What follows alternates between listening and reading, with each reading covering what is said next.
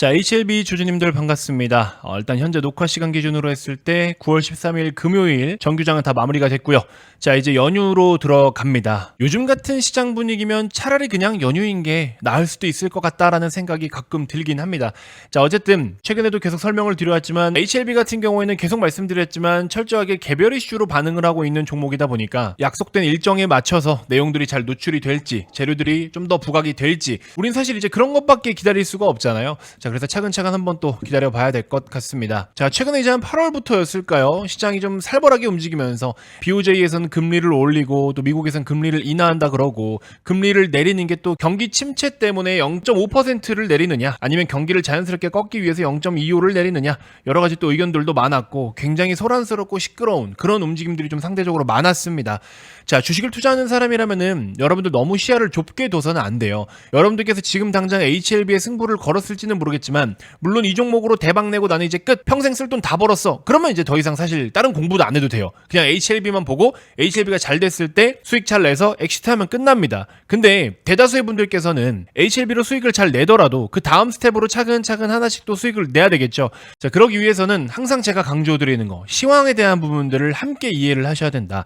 HLB가 역대급의 호재가 뜨더라도 그 호재가 예를 들어 8월 5일과 같은 그런 폭락장에서 호재가 떴다? 물론 더 잘 갈 수도 있어요. 왜냐면 이렇게 시장이 안 좋을 때는 너도 나도 오르는 종목이 없는데 개별 이슈가 강한 종목들로 수급이 쏠리기 때문에 오히려 폭락임에도 불구하고 급등이 나올 수도 있고 아니면 질질질질 끌리는 적당한 공포감을 주는 시장에서 호재가 떴다? 이럴 때는 또 같이 끄집어 내려올 수도 있고 윗꼬리가 길게 달릴 수도 있고 상황에 따라 다릅니다. 그래서 항상 시황이라는 것은 우리가 일기예보다라고 생각을 하고서 꼭 체크를 하셔야 되는 거예요. 제가 시황에 대해서 이야기를 하면은 많은 분들이 낯설어 하시거든요. 왜냐? 여러분들께서 보통 평범한 유튜브 방송을 보시면은 그냥 HLB에 대한 뭐 기사 굳이 꾸역꾸역 그 기사 내용을 끄집어 와가지고 별로 중요하지도 않은 내용을 가지고서 열심히 포장해서 여러분들한테 희망만 주고 차트에다 선만 긋고서 단순하게 그냥 결과론적으로만 이야기하고 이유도 근거도 논리도 부족한데 어차피 잘 될 거다라고 이야기하고 HLB가 실제로 잘 될지 안 될지는 저도 모르고 여러분들도 모르고 진회장도 모르고 아무도 몰라요. 그거는 다 까봐야지 아는 거지. 지그들이 어떻게 알아? 그러니까는 항상 저는 현실적으로 중립적으로 또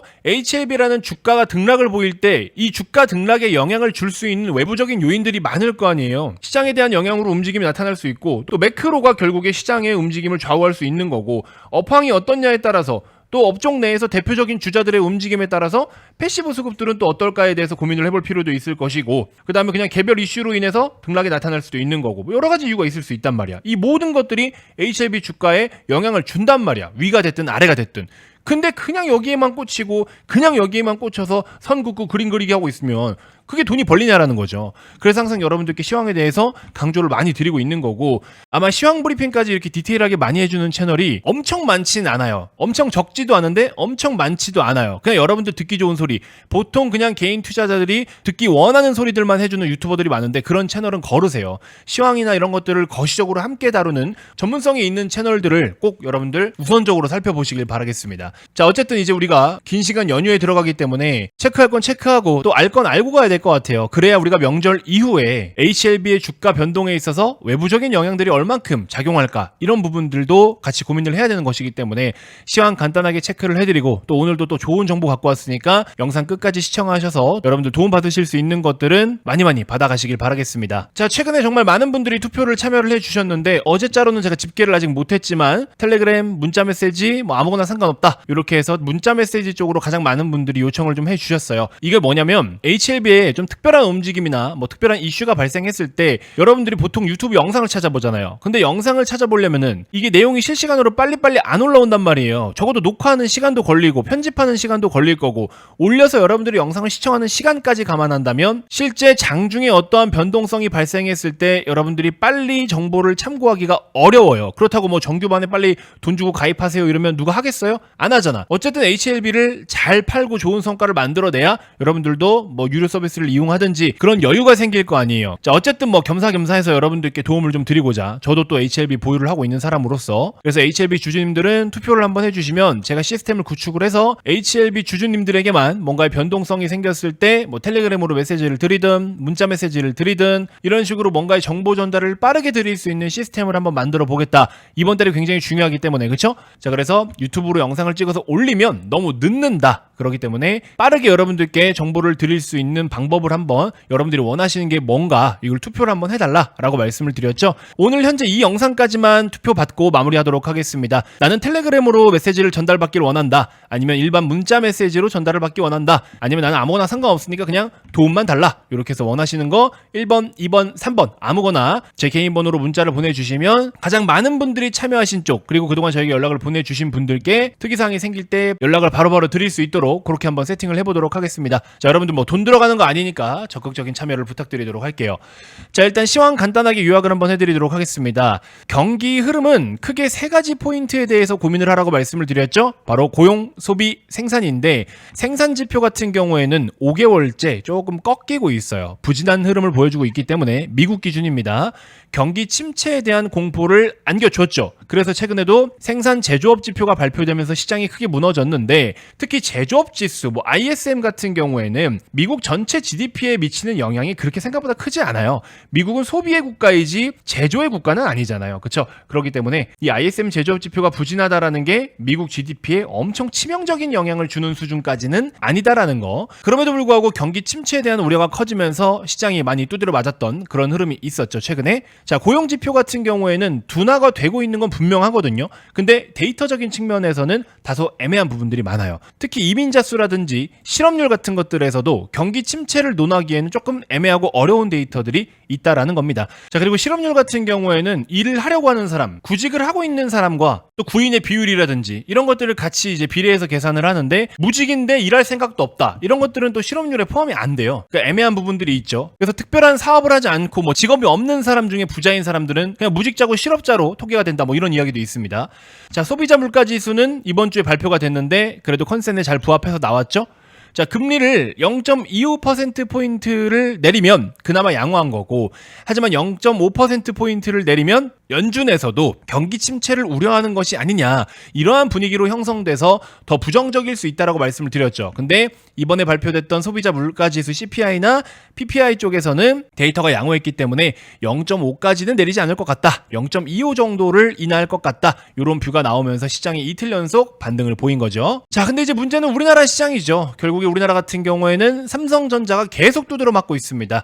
유독 더 많이 두들겨 맞는 이유, 뭐 여러 가지가 있지만 저는 일단 대표적으로 요 세 가지를 좀 꼽아보고 싶은데, 첫 번째로는 HBM에 대한 정점 논란, 결국에 이게 즉 AI 정점론이겠죠. AI에 대해서 정점이 나왔다, AI가 1차 단기 캐즘에 들어간다, 여러 가지 이야기가 나오고 있어요. 여러분들 캐즘이라는 거는 새로운 제품이 나왔을 때 초반에 이제 신제품이 나오니까 새 것이라는 거, 새로운 것이라는 것 때문에 호기심으로 사람들이 많이 구입을 해요.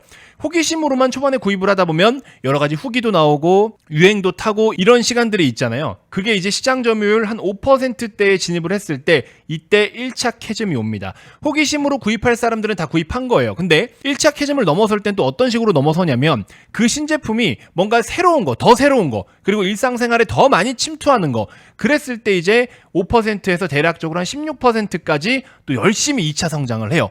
이때 주가가 많이 갑니다. 그러다가 16에서 18% 정도 됐을 때 요때쯤에 이제 2차 캐즘을 맞이해요. 2차 캐즘을 지금 맞이하고 있는 게 뭡니까? 전기차입니다. 그렇죠?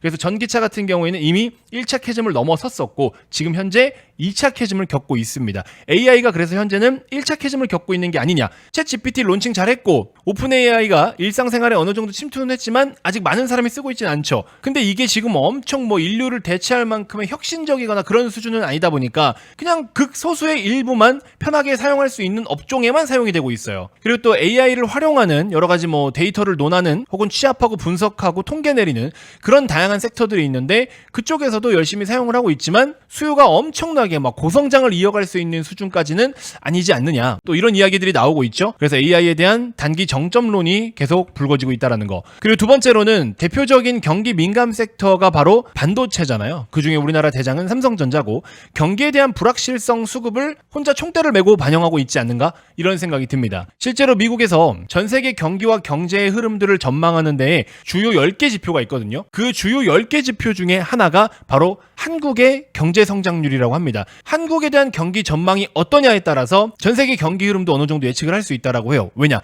그만큼 우리나라가 경기에 민감한 대표적인 섹터들을 많이 갖고 있기 때문이죠.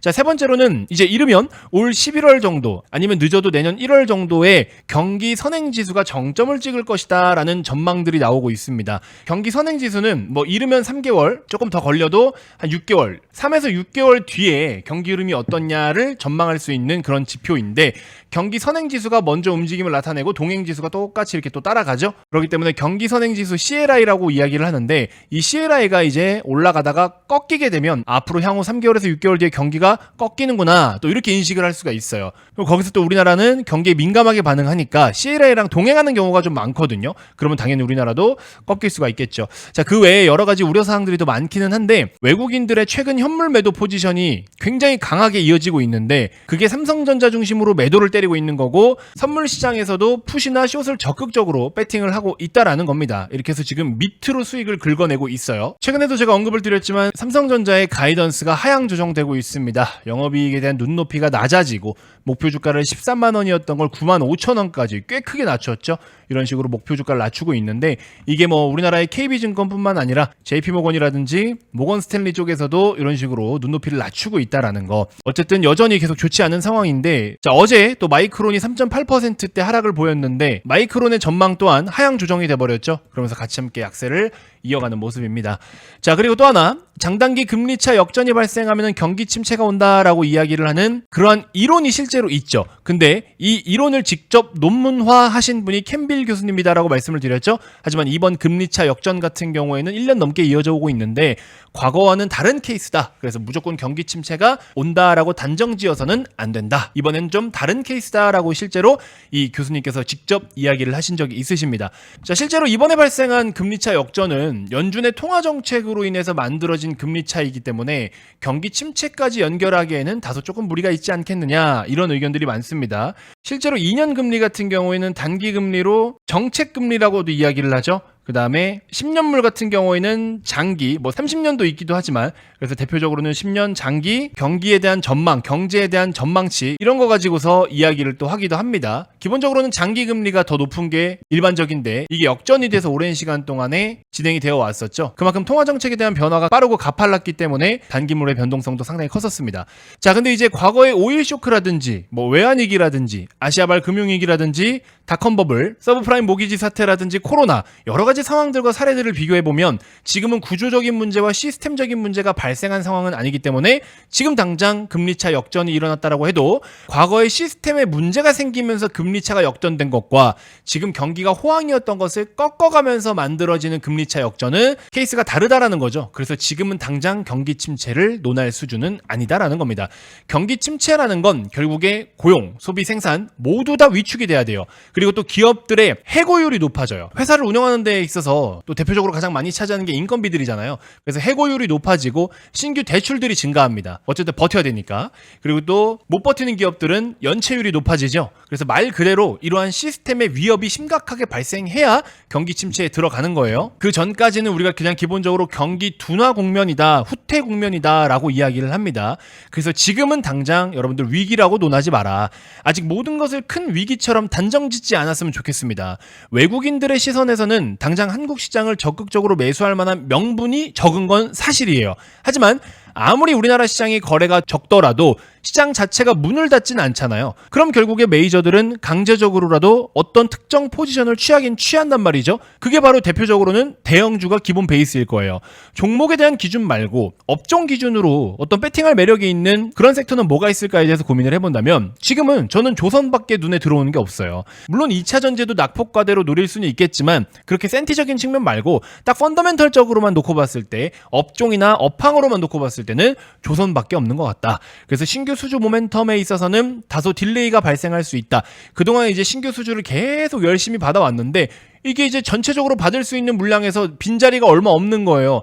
빈자리가 얼마 없으니까 여기는 좀 돈이 되는 거. 고가 위주로 선별 수주를 받는 거죠. 주식시장에서는 얘네 또 수주 들어왔대. 또 들어왔대. 또 들어왔대. 또 들어왔대. 연속적으로 수주가 들어오면서 이거에 환호를 하면서 주가가 올랐지만 이제 여기서 여기까지는 텀은 길어질 수 있는데 이건 이제 양보다 어떤 질적인 측면에서 더 좋은 그런 수주가 들어올 것을 지금 대기하고 있다라는 거죠. 그래서 지금부터 조선주를 볼 때 단순하게 수주 유입만 놓고 보는 게 아니라 오히려 수주가 좀 뜸하네 라는 것 때문에 주가가 빠져버리면 감사합니다고 입 벌려서 받아 먹어야 되는 거예요. 이제는 수주 모멘텀뿐만 아니라 실적으로 증명을 해나갈 수 있는 타이밍이 왔기 때문에 오히려 좋은 겁니다. 자, 그래서 이러한 경기 침체 우려니 뭐니 불확실성 가득한 시장에서는요, 실적이 그 가치를 증명해 주는데 제가 예전에도 말씀을 드렸지만 결국에 실적이 있기 전에는 뭐가 있습니까? 수주라는 게 있어요. 수주. 그쵸? 수주가 이만큼 들어온다라는 건 그게 결국에 실적이 되는 거고 실적이 결국에 주가가 되는 거죠. 물론 수주 산업이 아닌 섹터들은 예외지만 그래서 수주가 이렇게 많이 들어온다라는 거는 리드 타임을 거쳐서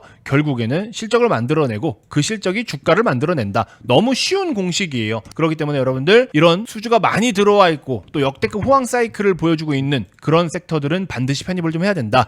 지금이라도 과감하게 접근을 좀 하셔라.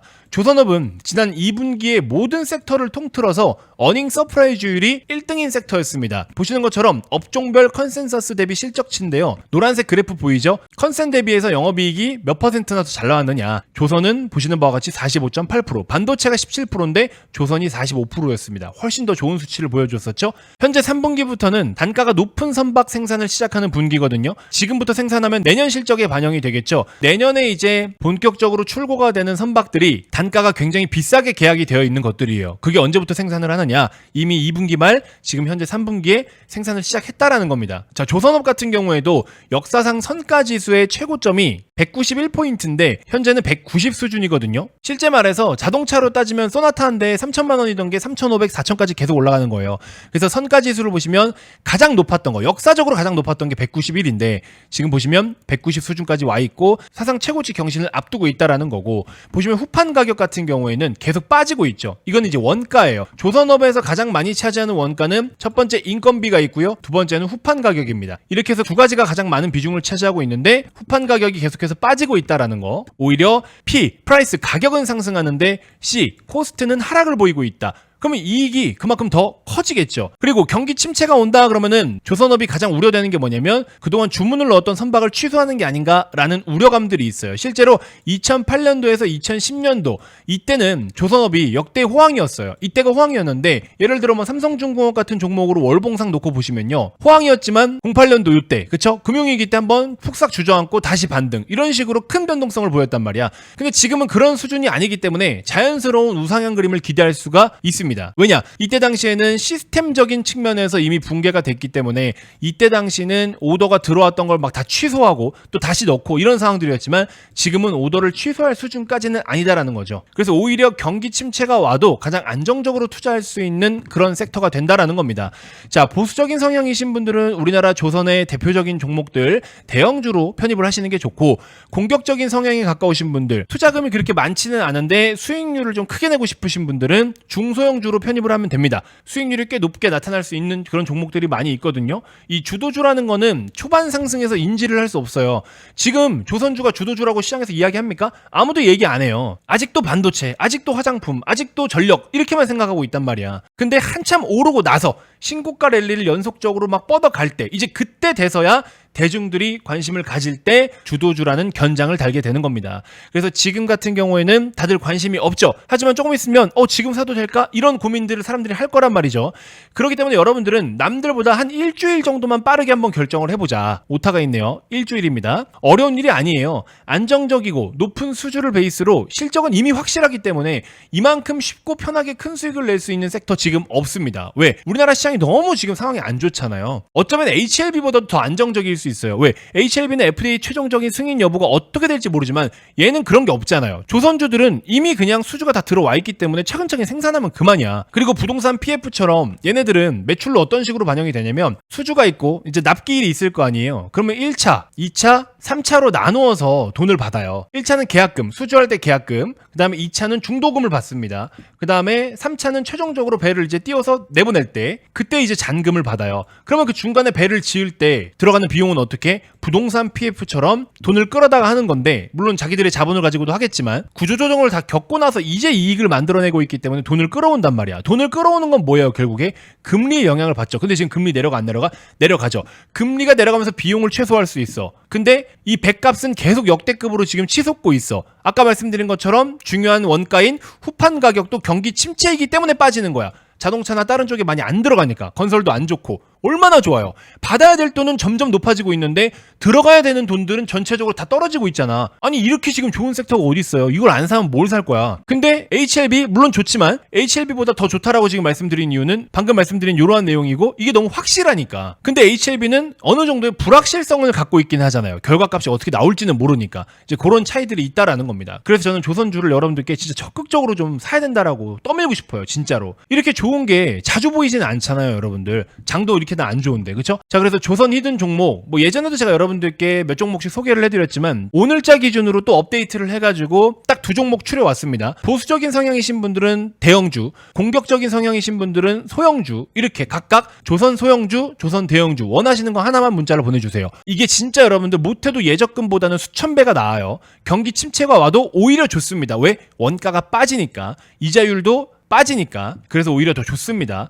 그래서 2024년 4분기부터 내년까지는 조선주를 반드시 보유를 해야 되고 조선주를 보유하고 있냐 없냐에 따라 여러분들의 계좌는 다를 거고 여러분들이 주식시장에서 웃느냐 우느냐가 여기서 갈릴 겁니다. 남들이 또 조선주 주도주다라고 이야기할 때 그때 사면 또 늦어요. 그러니까 그런 거 하지 마시고 지금 한번 마음 먹고 뭔가 빠른 결정을 해서 어차피 명절 연휴 동안에 이제 시세가 멈춰 있잖아요. 그러니까는 충분히 여러분들 여유 있게 공부를 좀 한번 해보실 수 있잖아요. 그래서 제가 지금 미리 언급을 드리는 겁니다. 제가 이제 종목에 대해서 발송을 해드리면 연휴 동안 또 충분하게 시세가 멈춰 있는 동안에 각자 분석하고 공부할 수 있는 시간이 충분히 있으니까. 그러니까 나중에 이거 지금 사도 되나요? 이런 말 할 게 없잖아요. 그쵸? 자, 아무튼 김 대표 개인 번호로 원하시는 성향, 대형주, 소형주 보내주시면 되시고요. 명절 이후에 바로 즉시 편입이 가능할 수 있게끔 제가 또 가이드라인 보내드리도록 할 테니까 적극적인 참여를 부탁드리도록 하겠습니다. 중복 제공은 없어요. 한 가지만 보내주시길 바라겠습니다. 말씀드렸던 HLB 투표도 꼭 한 번씩 참여를 좀 해주시면 대단히 고맙겠습니다. 이번 영상을 끝으로 마무리를 하도록 하겠고요. 원하시는 번호 하나만 그냥 문자로 보내주시면 참고해서